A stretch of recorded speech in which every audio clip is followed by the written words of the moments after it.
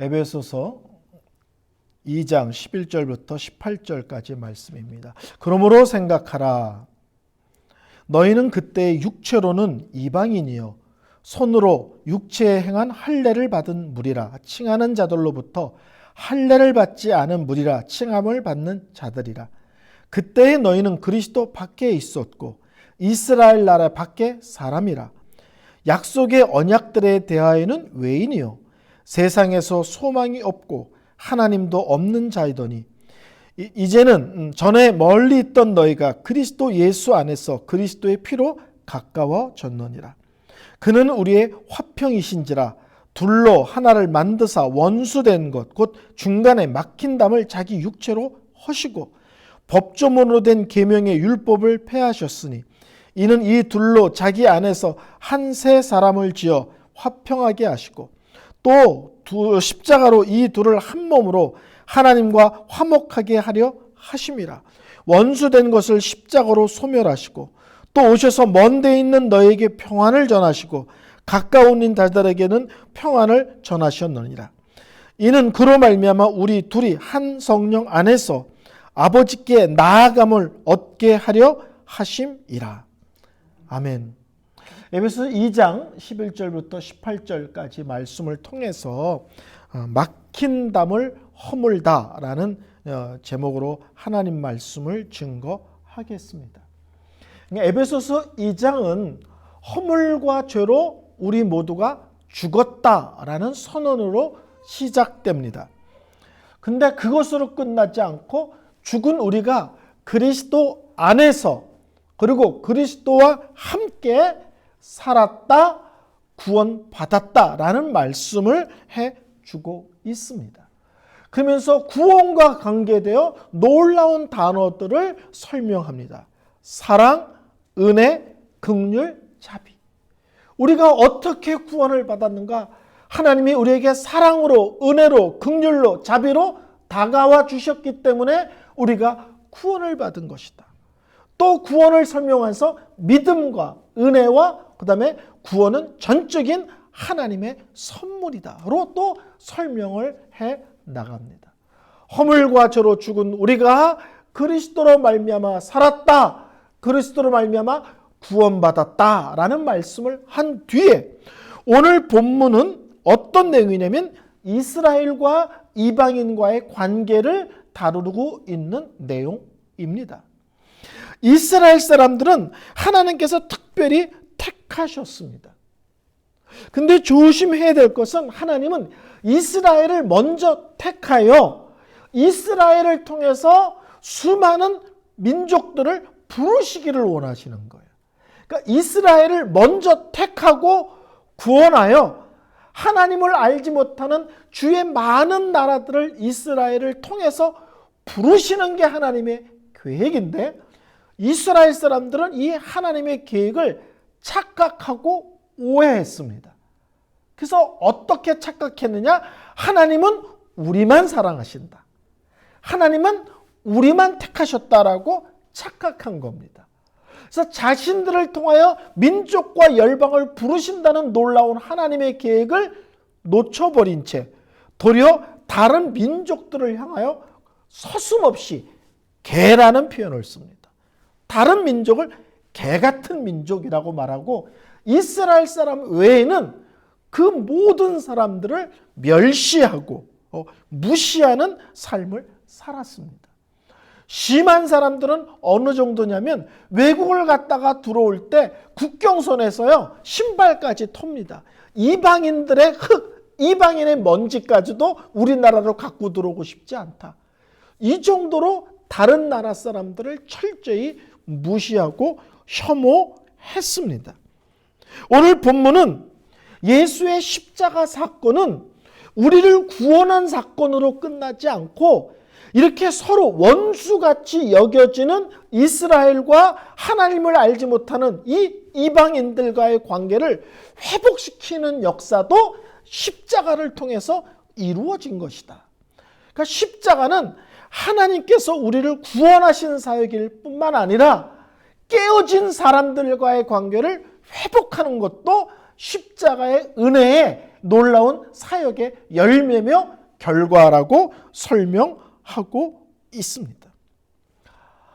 죄가 뭐냐? 이렇게 물으신다면 죄에 대해서 다양하게 정의를 내릴 수 있습니다. 근데 오늘 본문을 중심으로 죄를 설명한다면 죄는 모든 관계를 깨트리는 놀라운 힘을 갖고 있습니다. 아담과 하와가 선악을 알게 하는 나무의 열매를 맺고 하나님 앞에 죄를 짓자마자 그때부터 모든 관계가 깨지고 어그러졌습니다. 첫째, 하나님 관계가 깨졌죠. 그래서 그들이 선악을 알게 하는 나무를 열매를 먹고 나서 첫 번째 나타난 현상이 뭐예요? 하나님을 두려워하고 하나님을 두려워 숨는 모습으로 나타납니다. 하나님의 음성이 들리면 기뻐야 되고 즐거워야 되고 행복해야 되고 신나야 되잖아요. 밝아야 되잖아요. 근데 이제는 하나님이 자기를 부르고 하나님이 자기를 찾아오는 것이 두려움이 된 거예요. 왜요? 관계가 깨어졌거든요. 죄는 하나님과 우리와의 관계만 깨트리는 것이 아니라 사람과 사람과의 관계도 깨트리죠. 그래서 아담이 왜 죄를 지었느냐? 저 여자 때문에요. 부부관계가 깨져버립니다. 그리고 또 더 나가서 가인과 아벨 형제 사이에 살인사건이 벌어집니다. 그러니까 죄는 하나님께만 짓는 것이 아니라 죄는 사람과의 관계도 깨트리고 뒤틀리게 하는 힘을 갖고 있습니다. 세 번째 죄는요, 놀랍게도 나 자신에 대한 관계도 깨트립니다. 살다 보면요, 의외로 자기 자신이 싫은 사람들이 많습니다. 자기 자신에 대한 심한 열등의식을 갖고 있는 사람들이 있습니다. 그래서 세상이 힘든 게 아니라 자기가 싫어서 살고 싶지 않은 사람들이 의외로 많습니다. 산호 요코라는 여자가 쓴 책 중에 사는 게 뭐라고 라는 책이 있어요. 사는 게 뭐라고. 일본 사람이 쓴 책인데 그 책 중에 이런 말이 있어요. 나는 깨달았다. 사람과 사귀는 것보다 자기 자신과 사이좋게 지내는 것이 더 어렵다는 것을. 나는 스스로와 사이 좋게 지내지 못했다. 그것도 60년씩이나. 나는 나와 가장 먼저 절교하고 싶다. 사람들 속에서 의외로 자기가 너무 싫은 사람들이 있다고. 자기 외모도 싫고 자기 식성도 싫고 자기 기질도 싫고 하여튼 자기가 싫은 사람도 있어요. 제가 자주 말씀드리지만 저는 31살 때 정도까지 심한 열등의식에 시달렸습니다. 외모 열등의식. 못생겼다. 여자들이 나를 좋아하지 않을 거다. 내가 여자들에게 다가가면 여자들이 되게 불편해할 거다. 그러면서도 참 신기한 것은 너무나 많은 여자들이 다가왔어요. 저희 여자들은 못생긴 남자들을 좋아하나? 저는 저 자신이 근데 놀라운 것은 외모에 대해서 한 번도 누가 저를 놀린 적이 없어요. 제 스스로가 제 외모에 대한 열등의식에 시달렸습니다. 그리고 제가 하나님을 만나고 은혜를 깨닫고 나서 확인된 게 뭔지 아세요? 그래서 네가 잘생겼다는 거냐? 아니에요. 제가 잘생겼다는 걸 깨닫는 게 아니라 제 얼굴이 참 사람들에게 편하게 다가가는 이렇게 좀 쉬운 얼굴이라는 생각이 들었어요. 그러니까 옆집 아저씨 같이 익숙한 얼굴. 이렇게 다가가면 이렇게 부담스러운 게 아니라 다가가면 사람들이 편하게 이렇게 웃으면서 이렇게. 그래서 난 잘생긴 얼굴은 아니지만 사람들에게 편하게 다가갈 수 있는 그러나 평범하지만 인상이 좋은 그런 외모를 갖고 있구나. 그리고 나 자신의 외모에 대한 열등에서 벗어났어요. 근데 놀랍게도 누가 칭찬해줘서가 아니라 실제로는 하나님의 은혜를 깨닫고 내가 나를 사랑하기 시작했습니다. 네 번째로 죄는요, 나와 세상과의 관계도 깨트립니다.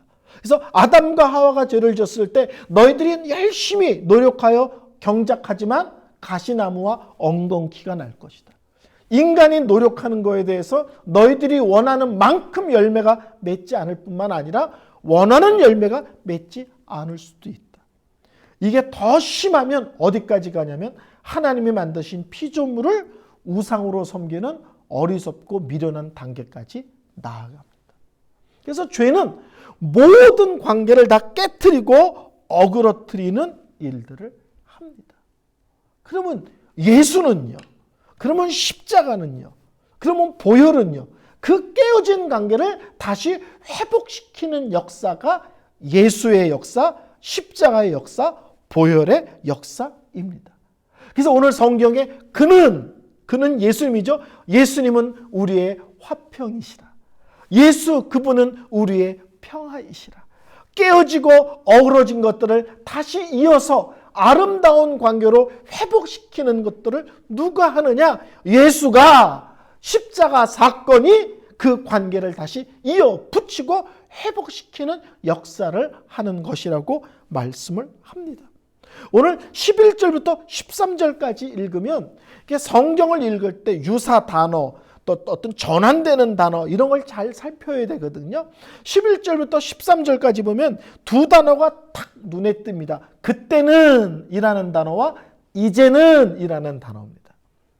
11절부터 13절 다시 읽을까요? 그때는 너희는 그때에 육체로는 이방인이요 손으로는 육체에 행한 할례를 받은 무리라 칭하는 자들로부터 할례를 받지 않은 무리라 칭함을 받는 자들이라. 그때에 너희는 그리스도 밖에 있었고 이스라엘 밖에 사람이라. 약속의 언약들에 대해서는 외인이요 세상에서 소망도 없고 하나님도 없는 자이더니 이제는 뭐예요? 예수 믿고 나서 예수 안에 있고 나서부터 너희는 멀리 있던 너희가 그리스도 예수 안에서 예수의 피로 가까워졌느니라. 여기서는 이방인과 유대인 관계를 이야기합니다. 근데 우리는 이방인과 유대인 관계 속에 살지 않죠. 우리는 사람들 관계 속에 살아갑니다. 수없이 깨어진 관계. 근데 이것이 어떻게 회복되어지느냐? 그리스도 안에서 예수의 피로 멀리 있던 너희가 원수같이 여겼던 너희가 그리스도의 피로 가까워졌느니라. 이렇게 설명합니다. 예수 믿기 전에 이방인들은 어땠어요? 이방인이라 칭했고 할례를 받지 못했고 그리스도 밖에 있었고 이스라엘 밖에 있었고 외인이고 소망도 없고 하나님도 없는 사람이에요. 근데 지금은 가까워졌대요. 여기서 가까워졌던 것은 우리와 하나님이 가까워졌다는 것이 아니라 이방인과 유대인들이 우리식으로 하면 원수같이 여겼던 우리들이 예수의 피로 가까워졌느니라. 그렇죠? 멀리 있던 너희가 어떻게 가까워졌느냐? 예수의 피로. 14절은 이렇게 얘기합니다. 그는 우리의 화평이신지라 둘로 하나를 만드사 육체된 것 중간에 막힌 담을 자기 육체로 허무시고. 예수님은 우리의 화평인데 둘로 하나를 만들었대요. 원수였는데 그 중간에 가로막힌 담을 예수께서 허셨대요. 어떻게 해요? 14절에 뭐라고 얘기해요?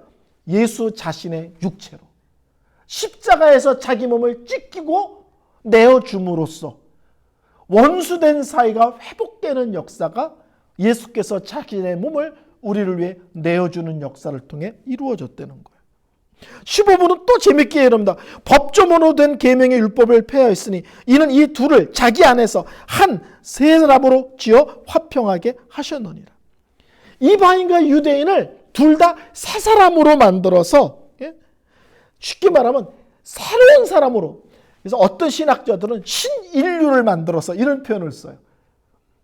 둘이 으르렁거려. 쳐다도 안 봐. 상종도 안 해. 꼴도 보기 싫어.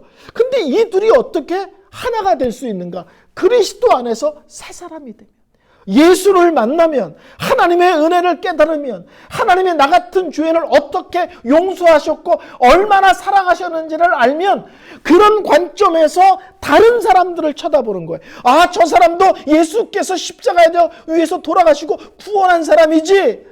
저 사람도 하나님의 놀라운 계획 속에 있는 사람이지. 아, 저 사람도 하나님의 형상대로 지음받은 사람이지. 아, 저 사람도 천국에 가서 우리랑 같이 영원히 살 사람이지. 옆에 있는 사람을 세상의 눈, 인간의 눈은 감정의 눈, 이렇게 저렇게 얽히고 설킨 눈으로 바라보는 것이 아니라 하나님이 우리 계신 구원의 원리, 은혜의 원리, 믿음의 원리로 바라보는 거예요. 어떻게? 나도 예수 안에서 새로워지고 저 사람도 예수 안에서 새로워져서 서로가 서로를 그리스도 안에서 형제 자매로 바라보는 거예요. 그리스도 안에서 서로 지체로 바라보는 거예요. 그리스도 안에서 영원히 같이 살 사람으로 보는 거예요. 제가 옛날에 농담으로 이런 얘기를 한 적이 있어요. 예수 믿으면서도 화해 안 하고 으르렁거리면 우리 하나님이 천국 갔을 때 옆집에 살게 할 수도 있다. 영원히 옆집에 살아서 그냥 볼 때마다 민망해. 볼 때마다 미안하게. 성경에 그런 얘기가 있는 건 아니지만 으르렁거리지 말라 이거죠. 그러니까 오늘 성경 끝없이 뭐라고 하냐면 이 둘을 세 사람으로 지어서 화평하게 했대. 화해를 시킨 게 아니라 야 너희들 인사해. 형제들이 싸울 때 잘못했지? 언니한테 이뻐해. 이뻐. 손 내밀어. 악수해. 빨리 악수해. 그 애들이 억지로 손 내밀고 억지로 이뻐하고 억지로 안고 그리고 속으로 찝찝하고 그러잖아요. 깨어진 관계를 빨리 이뻐해 안 해? 이뻐해. 손 내밀어. 악수하고 3번 흔들어. 안아. 뽀뽀하고 이제 사이좋게 지내. 이렇게 된 게 아니라 이 사람도 예수로 새로워지고 이 사람도 예수로 새로워져서 자연스럽게 그들이 그리스도 안에서 새 사람으로 함께 살도록 하셨다는 거예요. 여기서도 뭐라고 그래요? 어떻게 자기 안에서 예수 안에서 새로운 인류가 되게 하시고 새 사람이 되게 하여 둘이 화평하는 삶을 살게 하셨다는 거예요. 16절에 이렇게 얘기합니다. 십자가로 이 둘을 한 몸으로, 또 여기서 십자가라고 해요. 하나님과 화목하게 하려 하심이라. 원수된 것을 십자가로 소멸하시고 둘 간의 원수된 것을 십자가로 다 깨부시시고 놀랍게도 깨어진 관계가 회복된 우리들이 함께 하나님께 나아가는 걸로 설명해요. 그러니까 성경에 마태복음에 그러죠. 예배 드리려고 그러다가 누가 불화한 게 있으면 가서 화목하고 와. 여기 부글부글한 마음으로 예배할 때 하나님이 그런 예배 안 받으셔. 예배는 하나님과 관계된 건데 놀랍게도 사람과의 관계가 깨어지면 그 깨어진 상태에서 드리는 예배는 하나님이 안 받으신다는 거예요. 회복하고 오라는 거예요. 근데 오늘도 뭐라고요? 이 두 사람을 새로운 인류로 만들어서 이 둘이 그리스도 안에서 화목하여. 참 재미있죠. 사람들이 화목했는데 그것이 하나님과 화목해지는 걸로 설명을 하고 있어요. 한 몸이 되어 수직적인 관계도 하나님과의 관계도 불편함이 없는, 껄끄러움이 없는, 걸림돌이 없는 그런 모습이 되기를 원하신다. 어떻게? 이것도 십자가로. 그래서 우리와 우리 사이의 아름다운 화목된 모습으로 하나님께 나갈 때 불편함이 없는, 껄끄럼이 없는 모습이 되게 하셨다. 그것도 예수로, 십자가로. 18절은 또 이렇게 합니다. 그로 말미암아 우리 한 몸이 한 성령 안에서 하나님께 나아감을 얻었느니라. 여기서는 우리 둘이 한 성령 안에서 아버지께 나아간대요. 오늘 성경은 이렇게 설명합니다. 하나됨은 십자가 사건으로 설명해요. 근데 하나됨을 유지하는 것은 성령의 역사로 설명해요. 너희들이 어떻게 원수된 너희들이 하나 되느냐. 그리스도 안에서 너도 새 사람 되고 그리스도 안에서 나도 하나 새 사람 되어서 우리가 새 사람으로서 새로운 관점에서 다른 지체를 바라봄으로 아름답게 화목하게 된다. 근데 이 화목하게 되는데 이 화목함이 유지되는 어떻게 해서 우리가 성령 안에서 살 때 성령의 인도와 간섭하심에 예민하게 반응하며 살 때 이 하나됨이 유지가 된다는 거예요. 성령의 역사는요 언제나 하나 되게 하는 역사입니다. 마귀의 역사는요 무슨 수가 있어도 나누고 쪼개게 하는 역사입니다. 제가 처음 미국에서 목회할 때요 의견만 내놓으면 무슨 의견이든지 반대쪽에서 무조건 그냥 거품을 물고 반대야. 의견이 좋고 나쁘고 아니야. 내가 싫은 사람의 의견은 다 반대야. 한때 샌프란시스코의 성도 5명인 교회에서 목사 청빙을 하는데 청빙이 안 된다는 거예요. 청빙이. 왜 그러냐. 5명인데 패가 셋으로 나눠졌대. 그래서 이쪽에서 찬성하면 저쪽이 5명인데 패가 셋이래. 뭐의 문제인 것 같아요? 사람과 사람과의 문제인 것 같죠? 오늘 본문으로 하면 십자가의 은혜가 뭔지를 모르는 사람들인 거예요. 내가 구원받았다는 게 무엇인지를 모르는 거예요. 내가 용서받은 것이 무엇인지를 모르는 거예요. 싸움이 있던 교회는 의견만 하면 의견이 좋고 나쁘고 아니야. 내가 싫은 사람이 무조건 반대야. 근데 저희 교회가 문제가 수습되고 화목되었어요. 회의가 왜 재미있는 줄 아세요? 누가 의견을 내놓는데 의견이 현찮아. 옛날 같으면 박살을 내죠. 그게 머리에서 나올 수 있는 그런 수준의 의견이냐부터 그거를 의견이냐 그냥 막 인신공격이 난무하는데요. 교회가 은혜롭고 그리스도 안에서 우리가 하나 되니까 어떠냐면 누가 좀 연약한 의견을 내놓잖아요. 그러면 사람들이 의견에다 살을 붙여가지고 그 의견이 멋있도록 만들어. 그러니까 누가 의견을 나눠도 속상하지 않고 자존심 상하지 않고 무시다는 느낌이 들지 않아요. 누가 의견을 내도 사람들이 존중해주고 거기다 살을 붙여. 그러니까는 교회가 재밌는 거예요. 오늘 성경은 그리스도 안에서 이방인과 유대인들이 우리 식으로 하면 깨어진 사람들이 너도 예수를 알았고 나도 예수를 알았구나. 너도 하나님의 은혜를 체험했고 나도 하나님의 은혜를 체험했구나. 그리스도 안에서 봤더니 너와 나의 문제는 이게 별게 아니야. 하나님이 나를 용서하시며 사랑한 거에 의하면 우린 그리스도 안에서 형제야 지체야 이런 이해의 눈, 깨달음의 눈, 믿음의 눈 이런 것을 갖고 어떻게 하냐면 둘이서 손을 잡고 하나님께 나아가느니라. 옛날에는 깨어져서 하나님께 나가는 게 걸림이 되고 불편함이 됐는데 이제는 뭐예요? 둘이 화목되어 하나님께 나아간다. 둘이 화목되어 하나님과도 화목하는데 불편함이 없다. 이렇게 설명을 해요. 십자가는요. 우리의 구원의 문제만이 아니고요. 깨어진 관계를 회복시키는 거예요.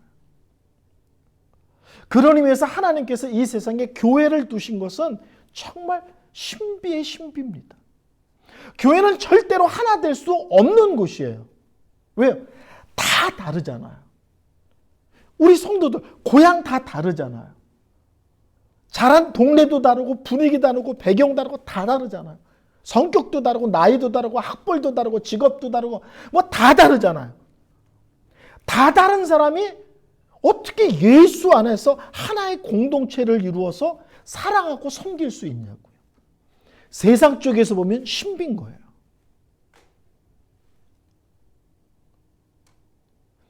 그러니까는 이 세상에서 교회라는 것이 있다는 것은 단순히 예배를 드린다, 단순히 전도한다가 아니라 그 존재 자체가 세상에서 어디서도 맛볼 수 없는 하나님의 은혜의 독특한 역사의 모습을 보여주시는 것입니다. 서로 형제래, 서로 지체래. 어릴 때는 형제끼리도 뭐 먹는 건 밉잖아요. 아닌가? 엄마 여기 냉장고 누가 먹었어? 언니가 먹었어. 내는 언니네 가만 안 놔두네. 내 건데 그냥 형제끼리인데도. 근데 교회 오면은 자꾸 집에 있는 거 들고 오잖아요. 집에서 그냥 우리끼리 먹었으면 참 좋겠는데 꼭 들고 와서 같이 먹자 그러잖아요.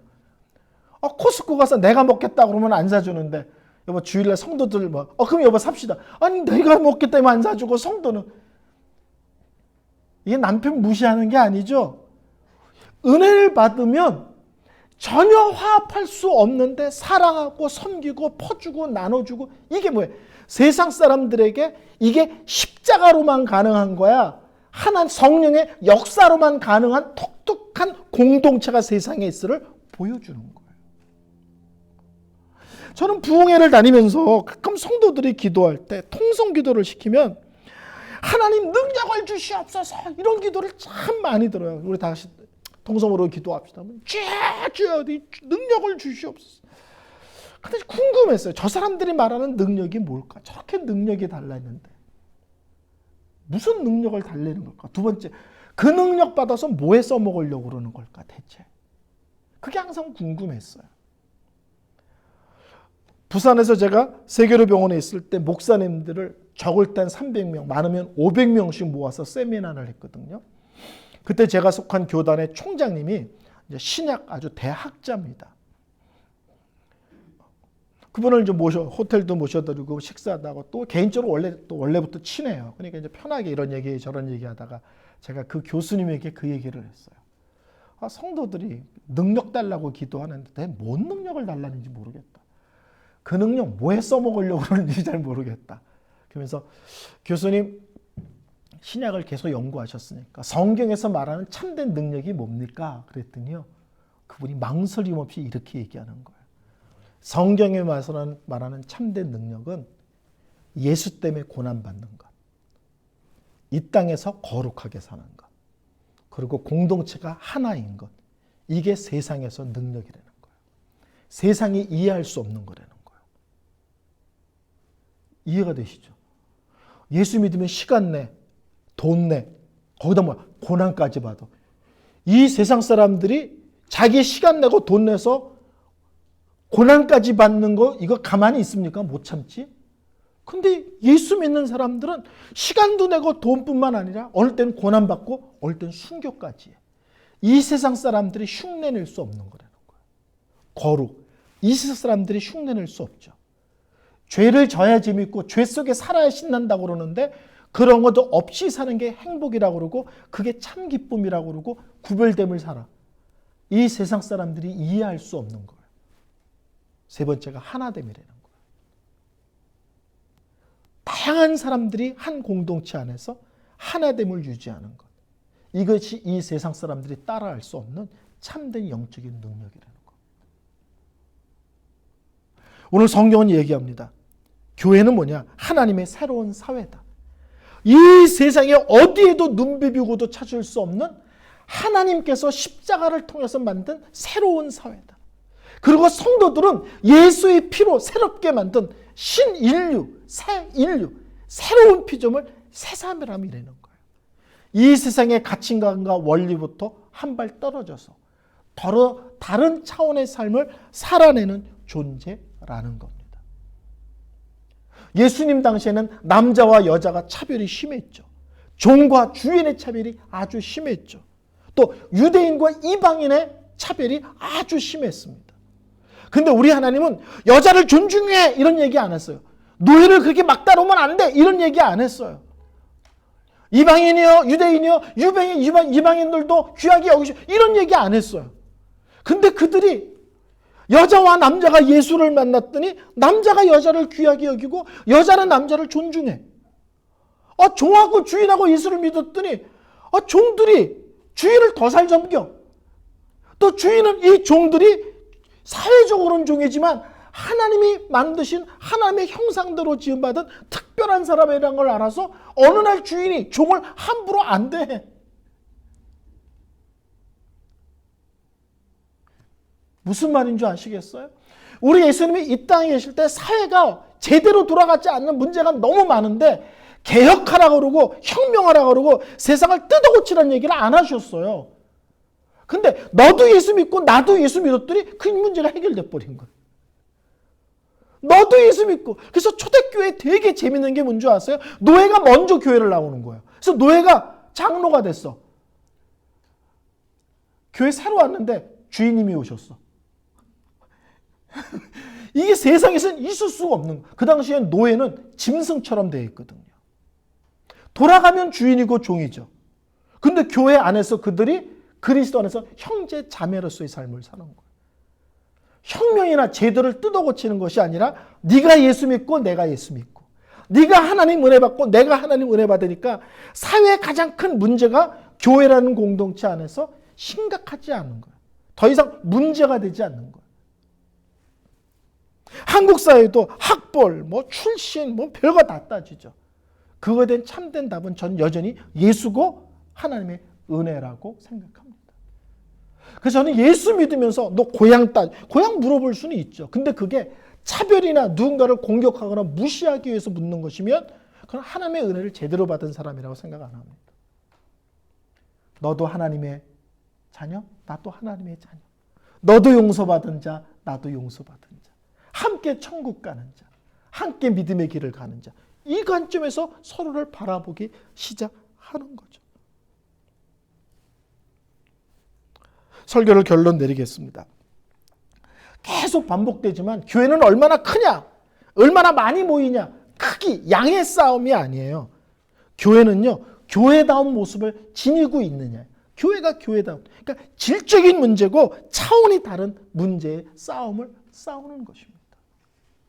교회가 많이 모이고 재정이 넘치는데 세상적인 원리가 들어와서 세상의 힘과 권력을 갖고 교회가 좌지우지돼. 교회에서 이렇게 부르는 사람도 보셨어요? 교회에서도 사장님 부르고 회장님 부르고 높은 사람을 가면 쩔쩔매고 높은 사람이 일어나서 오셨다고 그러고 막 이런 거. 옛날 우리 믿음의 선배들은요, 이 세상에서 가장 높은 사람이 와도 예배 시간에 들어오면 절대로 환영하고 축복하기 위해서는 박수를 수 있죠. 근데 띄워주기 위해서는 안 합니다. 띄워주기 위해서는. 그래서 국회의원들이 어느 교회 가면요, 강대상으로 올라오라는 교회가 있어요. 목사님들이. 그럼 마이크를 줍니다. 선거철에. 어떤 교회 오면요, 왔으면 그냥 온 거예요. 예배 드리러 온 거니까, 성도로서. 아무개 국회의원이 우리 교회를 이러지 않아요.